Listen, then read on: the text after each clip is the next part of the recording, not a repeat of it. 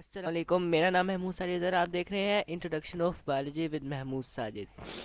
आज की वीडियो मेरी बायोलॉजी के रिलेटेड नहीं है, ये मैथ का एक सब्जेक्ट है, मैथ का एक टॉपिक है, पेरीमीटर एट एरिया। उसके रिलेटेड है क्योंकि मुझे कमेंट में एक आतिफ शहजाद बंदे का नाम है, उन्होंने मुझे कहा था कि आप इस पे बना दें, तो मैंने वीडियो बना दी है। जो आज के टॉपिक था हमारा बायोलॉजी का, वो भी मैं आज ये वीडियो अपलोड कर दूंगा, तो वो आज आप देख सकते हैं। चैप्टर नंबर 3 हमने आगे पढ़ रहे थे। आज ये इस वीडियो में मैं आपको एरिया एंड पेरीमीटर के बारे में बताऊंगा। आतिफ शहजाद ने मुझे कहा था, इसलिए मैं कर रहा हूँ। चले वो पढ़ते हैं।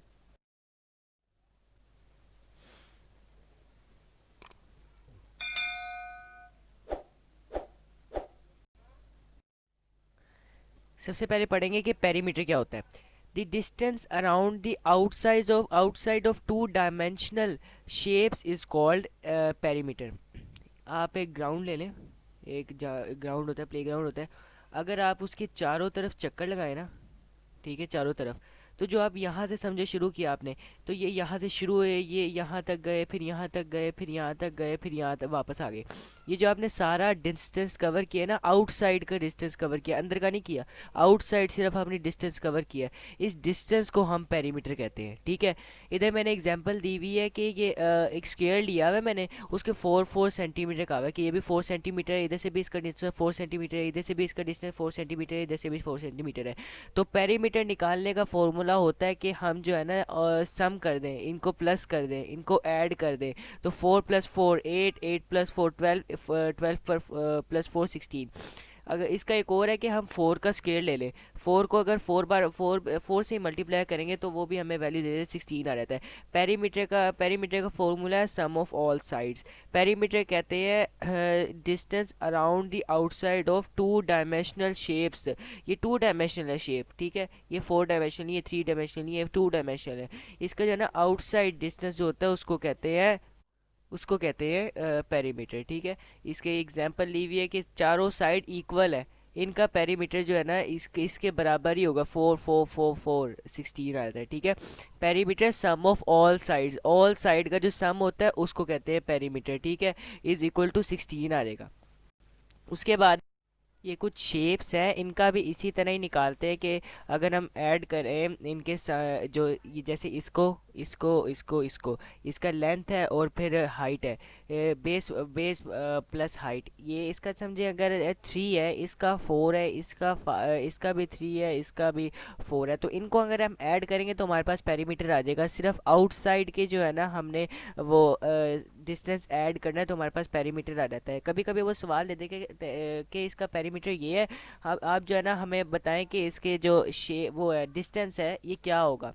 तो हम अगर स्क्वायर का कहता है वो, अगर स्क्वायर का, तो हम जो है ना जितनी या फिर क्या कहते हैं ट्रायंगल का, जैसे ट्रायंगल के 3 होते हैं, 3 साइड्स होती हैं, तो हम उस जो वैल्यू उसको 3 पे डिवाइड करें तो हमारे पास आंसर निकल आता है। अगर 4 है तो 4 को उससे डिवाइड कर दे तो हमारे पास आंसर निकल आता है। इस तरह जो है ना ये पेरीमीटर निकाल सकते हैं। ऐसे पेरीमीटर के सवाल आते हैं। ये रेक्टेंगल सबका एक ही होता है कि perimeter of rectangle is equal to sum of all side, perimeter of triangle is equal to sum of all side. सबका इन रेगुलर शेप्स का भी यही होता है, ठीक है। ट्रायंगल इसका भी यही है, मैंने आपको बताया 3 साइड्स, इसका भी यही होता है कि sum of all sides is equal to perimeter. Perimeter इस तरह निकाल सकते हैं। उसके बाद आता है एरिया।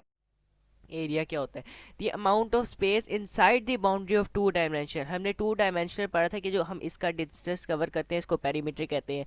अब ये जो हमने डिस्टेंस कवर किया है ना, इसके दरमियान हमने इसके बीच में ये जो स्पेस लिया हुआ है ना, जैसे मैटर ने कोई ना कोई स्पेस लिया होता है, उस स्पेस को जो है ना एरिया कहते हैं कि इसने कितना एरिया कवर किया हुआ है। इसने जितना एरिया कवर किया हुआ है, कितना एरिया कवर किया हुआ है, इस जगह को जो है ना एरिया कहते हैं कि जो हमने ये इसके बाहर वाले जो बाउंड्रीज होती हैं आउटसाइड, उसको पेरीमीटर कहते हैं। और जो इसने कवर किया हुआ है जगह उसको एरिया कहते हैं। ये इसने कवर की हुई है, इसको एरिया कहते हैं। एरिया अगर हमने रेक्टेंगल का फाइंड करना है तो हम करते हैं लेंथ मल्टीप्लाई बाय विड्थ, ठीक है। लेंथ मल्टीप्लाई बाय विड्थ, ये area is equal to length multiply by width अगर हमने रेक्टेंगल का फाइंड करना है।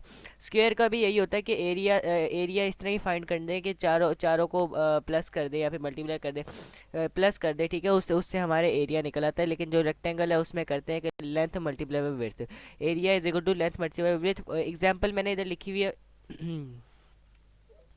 5 सेंटीमीटर और 11 सेंटीमीटर।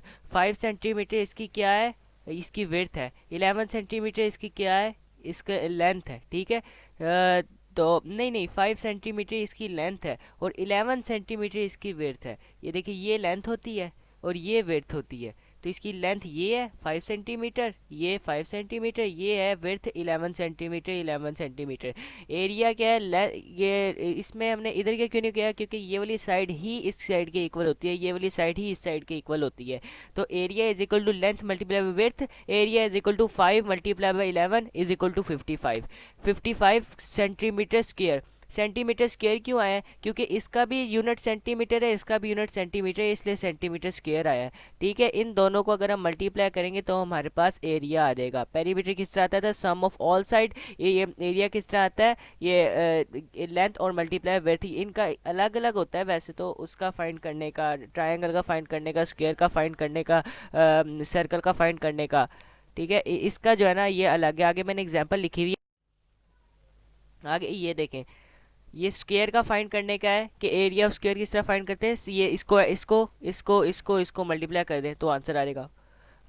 ये मैंने रेक्टेंगल का आपको पीछे बता दिया, length multiply width, length multiply width करेंगे तो हमारे पास आंसर आ जाएगा। पैरेललोग्राम आपकी बुक में नहीं है तो उसके बारे में मैं आपको सिर्फ बता देता हूँ। अगर बेस मल्टीप्लाई बाय हाइट करेंगे ना तो हमारे पास वैल्यू आ जाती है। हाइट हम 90 डिग्री एंगल खुद ही बनाते हैं, उससे हमारे पास वैल्यू आती है कि हमने पैरेललोग्राम का किस तरह फाइंड करना है। ट्राई एंगल का भी इस तरह ही फाइंड करते हैं, बेस मल्टीप्लाई बाय हाइट, लेकिन उसमें सिर्फ एक चीज़ ऐड कर देते हैं 1/2, यानी 0.5, 1/2 ऐड कर देते हैं, जिसकी वजह से हमारे पास ट्राइंगल का एरिया आ जाता है।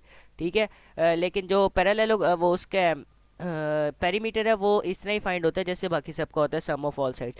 ये ट्रेपीजियम है, इसका ट्रेपीजॉइड है, इसका जो है ना इस तरह फाइंड होता है कि हमने बेस ली, हाइट ली, वो एरिया उसको जो है 2 पे डिवाइड कर दिया। ये जो ये वाली बेस है ना, ये डिफरेंट होती है, ये वाली बेस डिफरेंट होती है। इस बेस को हमने नाम दे दिया ए का, इस बेस को नाम दे दिया बी का, और डिवाइडेड बाय 2 कर दिया, और मल्टीप्लाई हाइट अलग रख दी। A plus B divided by 2, A plus B किया, इन दोनों को ऐड किया, डिवाइडेड बाय 2 किया, मल्टीप्लाई बाय हाइट किया, ये हाइट, तो हमारे पास आंसर आ जाएगा। उस ये इस तरह जो है ना इसका वो निकाल सकते हैं। उसके बाद ट्रायंगल, उसके बाद है सर्कल के। सर्कल का किस तरह करते हैं, सर्कल का आपने पहले रेडियस हमें दिया हुआ होता है, उससे हम फाइंड करते हैं कि इसका जो है ना एरिया कितना होगा। इसका पहले रेडियस हमें पता होता है, रेडियस का अगर हम स्क्वायर ले लेंगे, इधर से भी रेडियस इतना ही होगा जितना रेडियस इधर से होगा, तो रेडियस का स्क्वायर ले लेंगे। और पाए आप आगे जाके करेंगे, पढ़ेंगे कि पाए की वैल्यू क्या होती है। पाए की वैल्यू होती है 22/7, और 0 उसमें ले डेसिमल में तो 0.314 होती है। ये आपके अभी इसमें नहीं है, इसके सर्कल नहीं है ना ही पैरेललोग्राम है, मैंने आपको वैसे ही बता दिया। है जो वो है स्क्वायर और रेक्टेंगल, और काफ़ी शायद ट्रायंगल। स्क्वायर और रेक्टेंगल तो है, ठीक है। ये इस तरह जो है ना हम ये सारे फार्मूलाज है जिसके ज़रिए हम फाइंड कर सकते हैं एरिया। उसके बाद एक एग्जांपल है कि एरिया अगर मैंने ले लिया 6 सेंटीमीटर, पहले मैंने आपको रेक्टेंगल का समझाया था, मैं इसका समझा रहा हूँ स्क्वायर का। 6 सेंटीमीटर इधर से है, 6 सेंटीमीटर इधर से है, 6 सेंटीमीटर इधर से है, 6 सेंटीमीटर ही इधर से है। इसका एरिया क्या होगा, हमें लेंथ दी हुई है, विड्थ भी दी हुई है, ठीक है। वो हमने फाइंड करना है स्क्वायर, इसका जो है ना एरिया फाइंड करना है। तो इनको भी है ना पेरीमीटर की तरह ही फाइंड करते हैं कि 6 multiply by 6 multiply by 6 multiply by 6, 6 multiply by 6।